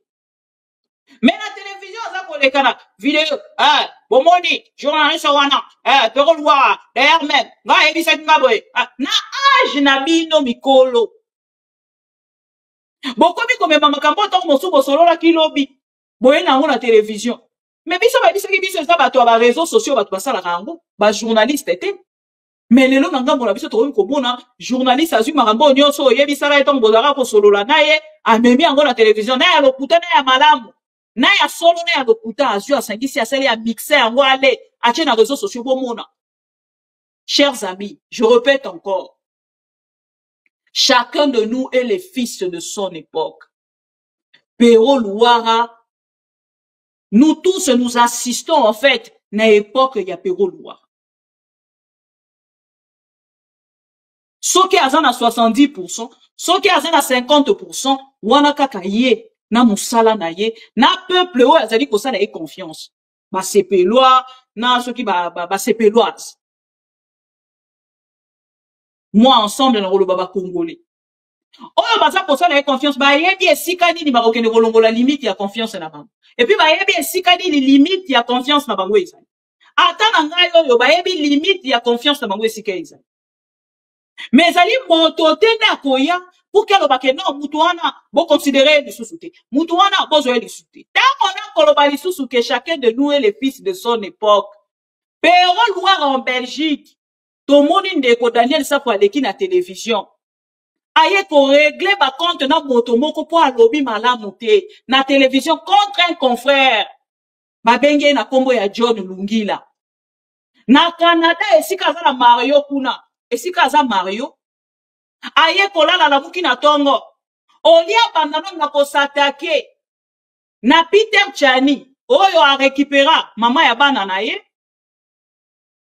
baswana na ye pona makambo ya mwasi na ye oyo abalaka parce que Peter Chani parce que ça c'est grave hein pour un homme komona ke mwasi nanga ba récupérer et pas ya collègue nanga ça choque plus que le mot.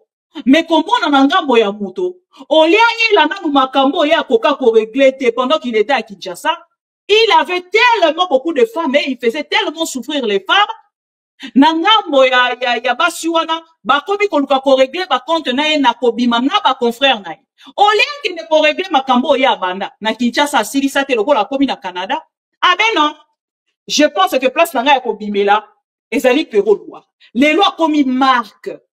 Na conseiller kalabandeko nyonso boko zwa Pero Luara lokola marque déposée.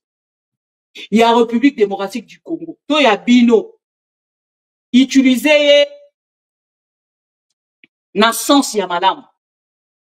Ozui o tie titre na ye, o tie photo na ye pour qu'on soit vu, mais pas pour diminuer la personne ou insulter la personne. ou chercher du mal contre la personne. Soko tche titre ya kombo na ye, ozo ba vu. Soko tche longi na ye, ozo ba vu. Mais soko tche longi na ye, pour nous ba pour que yo ye bana, mais pour combien de jours? Parce qu'il y a qu'on continue qu'on ba actualité. A qu'on continue qu'on diffuser ba actualité. Ne coopérons loin en Europe, na Kinshasa baza ko bundela ye. Tango na lobi yango na ndeko oyo to bengi na kombo ya Daniel Esafu. To vandi to landi Daniel Esafu yeli biso ba révélation. Oh, biso na bino tozalaki na yango te. Nga nazaki na nombre abana te, mais nazaki na nombre de femmes. Il y avait quand même plusieurs femmes. Pour na John Ngila, mais bana tozalaki na maîtrise. Lokola ndeko balingaka ko épargner vie na bango te, balingi balakisa na Félix Tshisekedi ke biso tokoki ko combattre Perol Luara wana. Depuis Canada nakoki ko atteindre Belgique. Momoni. Ameka boye aziki na likolo ya avion. Au lieu atteindre Belgique ake kwa ya Kinshasa. Il ne peut survivre. Il ne peut survivre. Au lieu kwa ya na Belgique, est-ce que Perol Luara azalaki ake kwa ya Kinshasa, boum. Hey. Nini kuna? Oh, John Lungila abandai ko kumbwe pour akende ko attaquer Perol Luara. Ba récupérer pas Daniel Esafu boum akwei na Kinshasa. Tout le monde regarde ba vidéo bandi. Oh Daniel Esafu. Oh ozolo beza ba mensonge. Mais mon frère. Bon on a facilité à kokene koloba makambu contre batu. Mais bon consommaka. Ne ko Perol Luara consommer. Il s'assume. Tant que les caras à la télévision s'assume Canadien soit lo baka bino pe bo assumer. Bazu possibilité à quoi assumer te. Ba comme Daniel Esafu, Daniel premier épisode. Dans l'équipe à deuxième épisode, chers amis. Perol Luara toujours en Europe. Moi, la bato avandi nae. Il est journaliste crédible. Femme en plus. Ah, na bande oloba. Il fallait qu'on s'arrête dans mois à mars. N'engena ça un petit texte gentil. Pour quelques heures, hein, pour, on va la Kinshasa, va changer à tout moment. Moi, texte, moi, pour l'encourager, qu'on féliciter. Ne comment si on y a quelqu'un recadrer la personne de Moutamba. A quelqu'un afficher les biso Moutamba qui a zali na ye obiso, aye bisara biso te qui a zali avocat, qui ne maîtrise rien de la loi congolaise. Avant d'ici Moutamba la télévision, à Sambisi Moutamba lokola mwana mukie. Moutamba humilié. Mais ce qui Moutamba ça humilié, c'est Félix Tshisekedi qui est humilié. Directement, indirectement pour tout. Tant que tu vas dire que ma source oyo Moutamba memi et ça ma source oyo ko maîtriser te. Bon bi tondé ko yo ma source bloquée, ma sauce bolognaise, et la sauce mususu ozo ko maîtriser te mais lokolo za na miso bato lobi nali yango karasoli na li yango te et que sopanga. C'est ce qui s'est passé avec Moutamba. Na poste on a commis. Aza ko maîtriser le côté bande ko to like vidéo ko s'il vous plaît. Ba like za mkie makasi. S'il vous plaît to like vidéo. Moutamba ko constater que poste o ya commis aza ko koka yango te. Alors, pour nous remettre un peu, commis ça la plaisir, et sengela ki na ngambo na ye, abanda koloba, mensonge, na télévision, pour que protéger et permettre à Félix. Actualité, au niveau de la... Amemeli biso mensonge, amemela ki biso ya liboso, eza mensonge, ya makambo ya des fois. Aleki na télévision à lobby. Aleki na télévision à lobby. Oh, moto nyonso, akosala ki des fois. Tokosala nini? Tokokangaye 10 ans na prison. Biso tomande kozela to mona moka kokokisa. Tolali tolamuki boye kokisa mite. Et bisika tozali koluka nani akoko tuna ye question. Sur makambo oye a lobby, nzamba la kate. plateau ya télé 50 elobi bon to bengi ça va journaliste valeureux baya kotuna bituna na le soi-disant ministre à justice mandeko nanga monsieur le ministre niveau à tatabani bino bolukela ngo kombo na yebisaka bino biso tozaka var tolingaka so tolobi totie mwa vidéo wana peuple congolais alanda po tozala même morale boye te idps viva bozawa bose manifester ndeko oyo nakomba Constant Mutamba boyoka ye. Au niveau de l'appareil judiciaire, quelques décisions prises par la justice. 3 Américains condamnés pour tentative de coup d'État le 19 mai 2024 ont été graciés par le président Comeé. On se pose la question, pourquoi seulement ces 3 Américains sur le 39 qui étaient condamnés? Il n'y a pas que les 3 Américains. Il y avait aussi le Belge. Ah oui, le Belge aussi. Voilà. Il n'y a pas que les 3. C'était 39 condamnés. Oui, mais il n'y a pas que les 3. Donc il y a le 4. Les 35, vous en faites vous quoi? ajoutez aussi le Belge alors. Voilà, je dis c'est le 4. Ils étaient 39 condamnés. Ah, très bien. Alors, donc ils sont 4, il reste 35. Ah, très bien. Vous savez, la procédure de l'exécution de la peine de mort oblige le ministère public à solliciter ce qu'on appelle la grâce présidentielle, qui relève du pouvoir discrétionnaire du chef de l'État.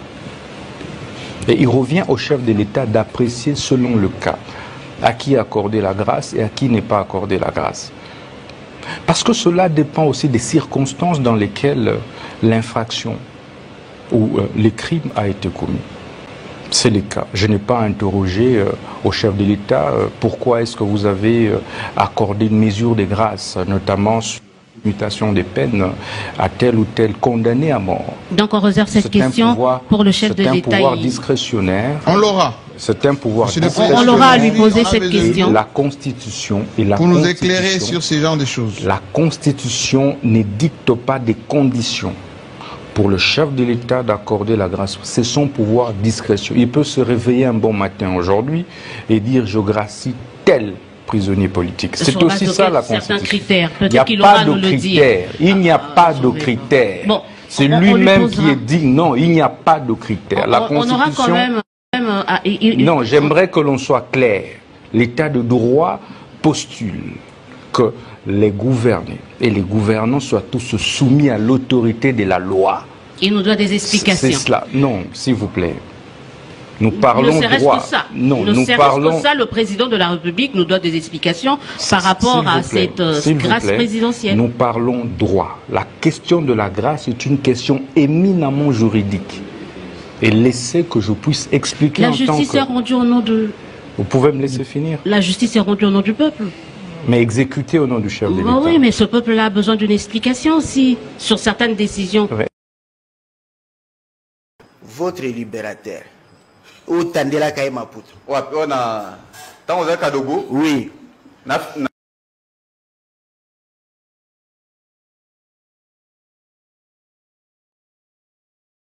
Voilà.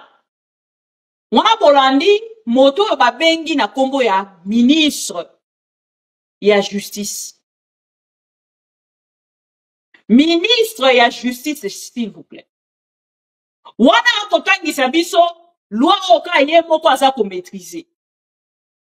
Donc justice congolaise, lelo, ce que Félix Tshisekedi a décidé sur les lois du pays et quoi est tombé caduque. Parce que justice congolaise aujourd'hui, c'est Félix Tshisekedi. Naïbi Sakibino que la justice est le pays aujourd'hui. Ezali dirigé car na volonté à Motomoko. Oh, babengi Félix Tshisekedi. Soit qui volonté à Félix Tshisekedi est salité au Boumé dans la prison. Soit qui volonté à Félix Tshisekedi est sali. Et alors quoi volonté à Félix Tshisekedi et l'obi ba bimisa ba prisonnier nyonso. Sauf Jacques Ndala. On a volonté à Félix Tshisekedi. Parce que ceux qui ont qui na volonté à justice, na moment de Koloba, Jacques Ndala azali banda. Mais la volonté à Félix Tshisekedi, Jacques Ndala esengeli atikala na prison. Parce que Félix Tshisekedi pona ye Jacques Ndala koyo kozali banda te. C'était louba traître pour na Félix Tshisekedi. Et regardez, bateau yoye moko pa atie, baza bateau baza na bango la compétence te. Lobi baza ki même pas na respect mouke na Félix Tshisekedi. Et lelo baza na yebite soki baza même ata na posa ya kopesa e respect yango. Ata ya mouke. Je ne pense pas. Pour le même constat Moutamba ola yebisa ki biso lobi que Félix n'avait pas son niveau. Il y a se construire, il est bon comme Félix, c'est dans la simatata. Il faut avoir du respect pour des gens qui se sont battus seuls et construit leur nom. Vous connaissez mon père? Je me suis seul battu et j'ai bâti un nom constant Moutamba dans ce pays. J'ai construit Nojek seul. Fachi n'a jamais construit de PES. Moi, je ne suis pas héritier. Ni de nom, ni de parti. Encore moins de biens. Il faut avoir du respect pour des gens qui se sont battus seuls et construit leur nom. Vous connaissez mon père? Je me suis seul battu et j'ai bâti un nom constant Moutamba dans ce pays. J'ai construit Nojek seul. Fachi n'a jamais construit de PES. Moi, je ne suis pas héritier. Ni de nom, ni de parti. Encore moins de biens. Je me suis battu seul, madame. Il faut du respect pour ces gens. Fachi n'a pas mon niveau. Je suis désolé. Fachi n'a pas mon niveau. Je ne suis pas là pour pouvoir faire la politique politicienne des médiocres et des aventuriers, madame. Je sais ce que je fais. Fachi n'a pas mon niveau. L'arrivée de Félix. Voilà. Fachi Yazaki na niveau na été. Lelo a commis président naï. Et na kati ya makambo possible dans le dos de certains journalistes. Na nyonso azali kosala na objectif kaka moko. Kolakisa na Pero Louara. En fait aujourd'hui Constant Moutamba kolinga kolakisa na Pero Louara. Ke naza ministre à justice na mboko. Na komi kosala nyonso nga na lingi. Akomi kosala ba règlement de compte.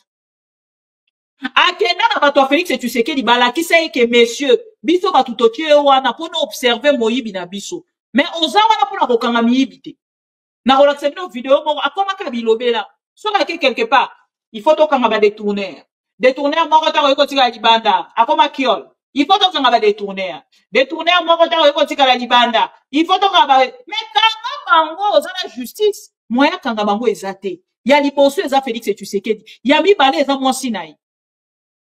Oh, quand la banque d'engeni. Yami ça te ba accompagnateur à Félix Tshisekedi. Bosembe, oh nani. Kazadi, Mike Kasenga, Nicolas Kazadi, nani Isus, Bazamo ebele. Bangobila et consort. Et awa na ngambo na yazaki kaka na besoin lekisa message pour na makambo etali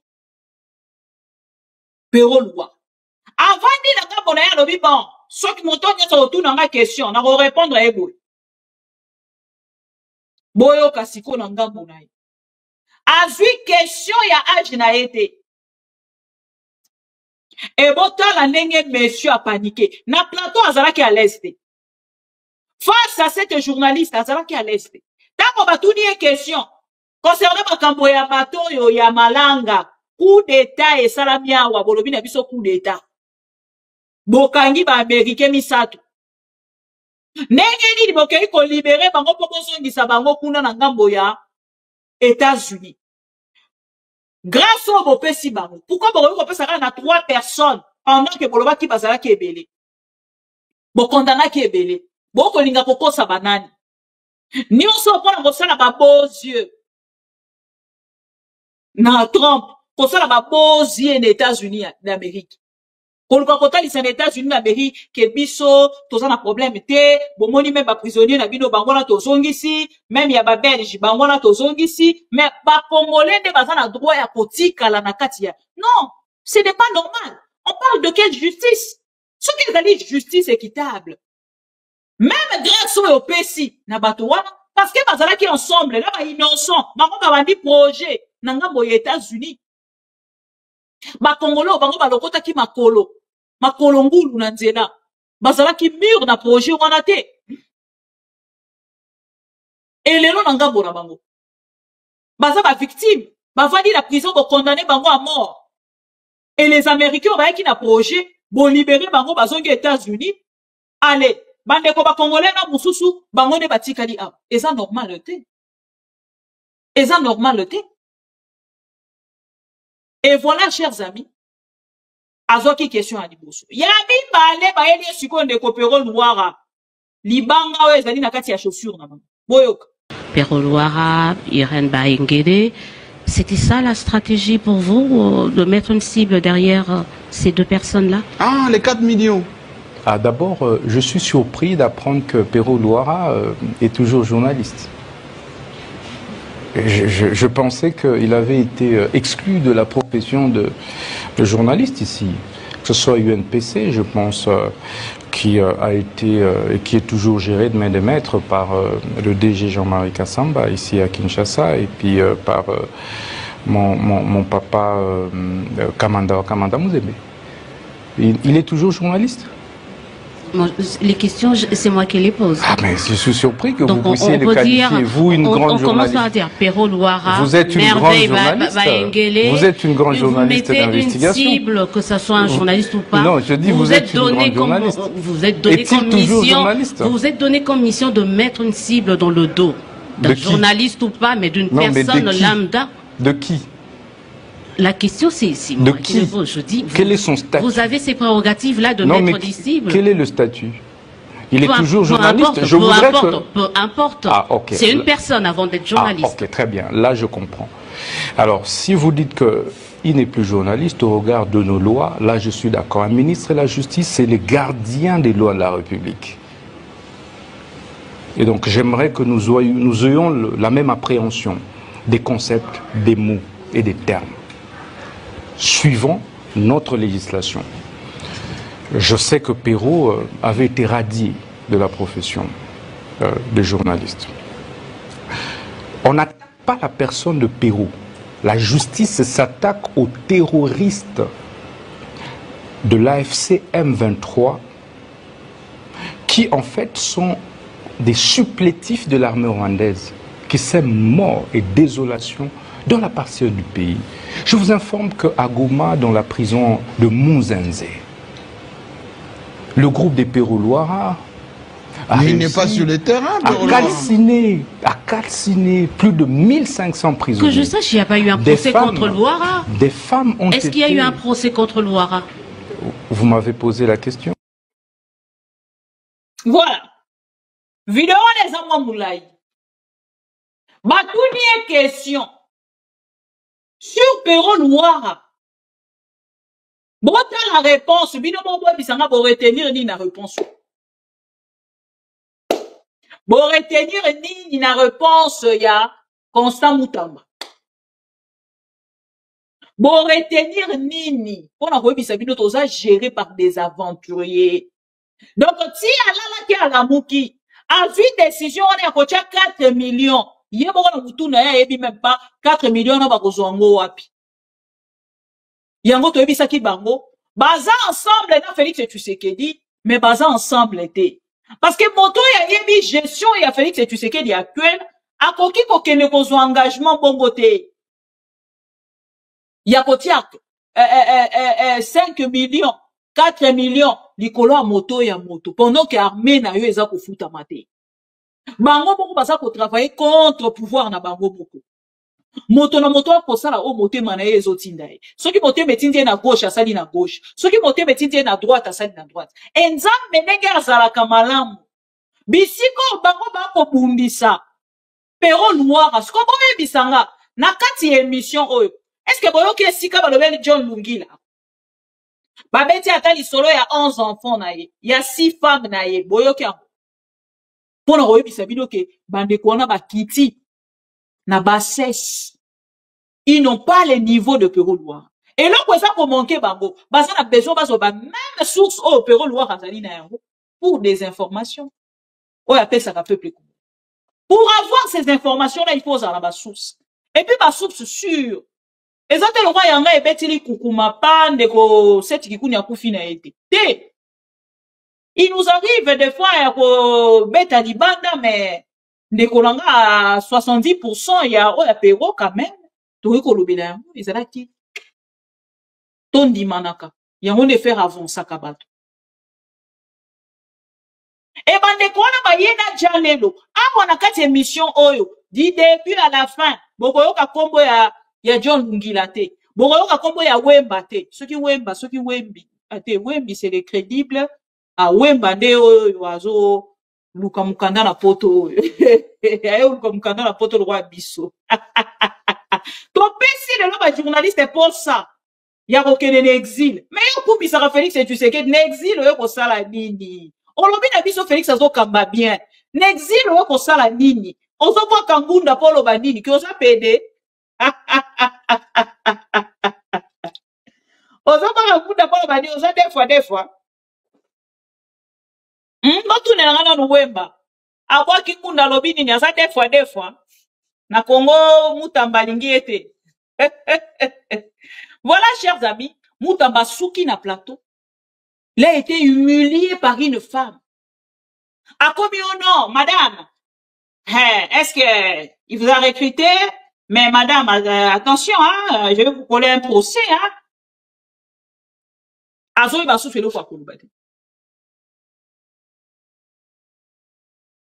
Azo iba souffler le fois pour le ministre de la justice, ministre d'État. Azo iba souffler le fois pour le a commis juste. A moni que, oh, makambo openza, na salaki ango na papier, mais qu'on défendre ango na vidéo, et commis problème. Ministre a manqué ba mot. A commis madame, je suis le ministre. Madame, je suis le ministre. Je suis le ministre de la justice. Maye les siliers na plateau à télévision. Nzambe merci. Parce que c'est qui to comme awa pour que ma Congolais ne va comprendre. Pouvoir à Félix et tu sais qu'il est un pouvoir nul. Un pouvoir nul. Oh, il y a beaucoup même à yébiter si kanini a kokende na Congo. Les dialéloliste n'anga pour la bango ba yebi même pas si Félix a kokende na Congo. Pour la bango ba yebi sara bango so même si bango ka de loke ne lobi biso nyoso to lia ni à Félix et tu sais. Oui, oh et pour la bouma kasi. To tiango na mwamba baza capable. Ya okende na toilette ba komi kolia ba ni à Félix. Ils sont très capables. Même tous ces ministres, ceux même si bango ba lobi bon, pour la roche bino na poste, il faut relier kaka ya Félix. Baza capable ya okende relier kaka ya Félix. Makolo ba komi tous tiango moi kaka salé. On va biso tena sucre né les ala bien. Baza capable. Parce que c'est tellement de méchants. Na pas na bango batala kelo ko mosusuke. Kaka o bango baza kozwa sur les champs. Nezali ko compter. Lobby à Congo etali bango te. Botala Kinshasa lelo. Ceux qui ont tali Kinshasa lelo comprendre directement. Que bato bakambaka Congo baza wana pona ko kamba Congo pona bonheur ya ba Congolais te. Ezali pona bango moko. Voilà comment Constant Moutamba a été humilié par une dame pour les comptes. Il y a qu'on soit précision. Na question ya makambo yebo kwa chaki sur table. Il y a o etali pero Louara na ndeko baelenge. Et le chers amis, pero Louara encore une fois a beti bango double patte. Bisika ba journaliste ala nyoso bakumisara Félix Bazali bagangi balobi mwana mwasi oyo opesi pero ba valeur na kati ya plateau de télévision plateau ya ministre oza retourna makamba pero parce qu'il est bon étoile les araka na féminin c'est une étoile aza étoile yango wana kombo na ye ekoti na kati ya émission kombo na ye ekoti na kati ya gouvernement lelo se malobi journaliste moko batia mutu na ye na 4 millions bakotangela biso pero Louara et bobandi ko combattre ye lelo lobby après lobby tokozonga na bino na ba plateau à télévision o tokotuna na bino. Pourquoi vous avez combattre et comme ya comprendre biso kaka oyebi kaka pouvoir yango efai tolakisa bango ke toza na bango mais toza na choix te tokokoma na niveau wana nayebisaka bino tomilengele malamu nzambi toyebi mokolo te toyebi pe ngonga te mokolo wana tokokoma bokoya na poto bokomi kopangisa sapata chaussure à Félix bokopangisa nga après combien de mois bokoya koremplacer nga na exila bokoremplacer nga na exila bokoremplacer Perron na exila mo likolo motema mabe succès moninga bokoka kosupporter yango te ye azwaka bainformation wana wapi asololaka mpenza na bango asololaka na bango te bokomi kosala débat sur un journaliste soki France 24 moto apesi information bino nyonso olandaki yango te France 24 apesaki information te oui j'ai suivi vos sources France 24 mais source na bino ezali congolais conscient opesa bino information en temps réel bolingi bobomaye bolingi bosala ye mabe parce que ça ko dévoiler un pouvoir finissant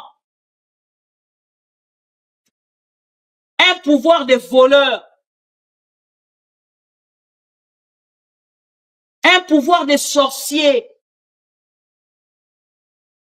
des incompétents bomoni lelo boko ina mai boyoki soni siko boza wapi tozoyoka bino te boza wapi eza soni na mawa chers amis to continuer ko se soutenir et kozala malamu mingi parce que na musala o toza kosala soki bino te tozati soki bino te tozate parce que bisusu bande kokanisa soki balobi ndenge wana soki angali na tongo soki alamuki afongoli direct azwi 6000 personnes en ligne azwi 2000 personnes en ligne Polobi a fingaki Perron azwi 5000 personnes azwi 10 000 personnes peuple congolais ayebi motoni inalanda toza même pas lelo na besoin koyebisa nga na tinda la kuba po Congo bokende même na mbachene ya bajalelo liste boyoka kuna baolobani voilà bon ko continuer pardon ko encourager biso na ndenge bosalaka déjà chaque jour bo continuer na ko pesa biso makasi o bo continuer na ko pesa biso bo continuer na ko bonde na pona biso mandeko pe bozaka kuna na ngambo ya finance bo continuer pe na ko financer biso mandeko pe bozaka kuna na ngambo ya comment on appelle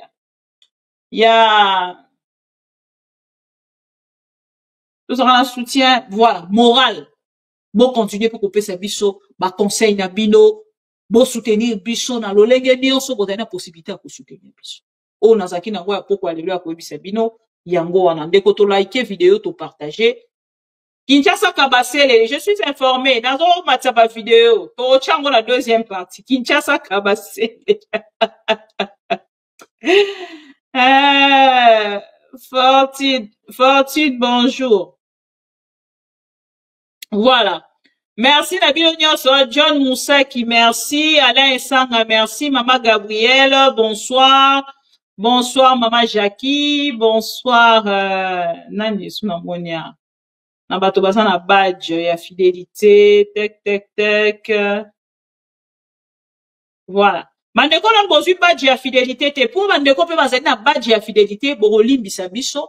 Tozu moi retard ya kosala mise à jour. Pour ezana bato mususu et si badge na ya fidélité à renouveler en côté mais combo na ezali ko continuer ko lekana na kati ya bande passante donc biso na ngambo la biso tokozwa soin ya bato wana nyonso tokitisi bango tozu bato bozala ba badge ya fidélité tozongisi bino na kati ya na po ezala bandeko mususu ba kombo na bino ekoti te bolimbisi tozu retard pona yango tokobongisa na mikolo mizali koya na pesi bino bonne soirée encore une fois soutien na bino et ça la biso bien surtout les CPLoises, bon les bandeko Perron Loire raté, botika epe musika na binoti. À bon attendeur, salut, je vous aime. Natika ebino professeur Christian Bosembe, ya cours et éducation à la vie. Les donneurs de leçons. Travers les corps, il faut sucer. En touchant tout. Même la. Kingo, même la Nice. Vous l'avez, il y a de ces femmes qui sont sensibles qu'à la Nice. Vous imaginez? D'abord, moi, je vais même pas aller au niveau du voyage parce que là, c'est déjà démodé. Au niveau de la Nice, vous l'avez très bien, votre femme, la Nice. Voilà. Il y a des femmes qui sont, des nerfs là-bas, qui sont tellement sensibles, je vous dis, au point où, si vous léchez votre femme au niveau, sensiblement au niveau de la Nice pendant 20 minutes, elle ne partira pas. Elle est partie comment? Là, c'est... Si, pour la première question, là, il faut poser la question peut-être aux gens qui sont... Mais moi, j'ai même plus loin. Les vaches, c'est normal. Mais moi, je ne vais même pas apprendre déjà pour moi si c'est la Nice. Donc, toutes les parties, même les pieds. Même les pieds. C'est-à-dire, les moulons... C'est ça qu'il y a passe. 0 sur 0. N'a pas malheur. Ah, mais on a la misère. Donc, tous en a vie, miséricorde. Passe désolé, la biche désolé. De token au kufa. Donc, on a un token de Sodome. De ces longues années, nous avons token de Sodome. Abiso likamu o la quartier Kemi. Commune à Lembe ko zala na niveau te. Tolembi qui sekedi Tolembi. Bakanga biso. Pacha boy to boga mona ngote na Congo. Hein?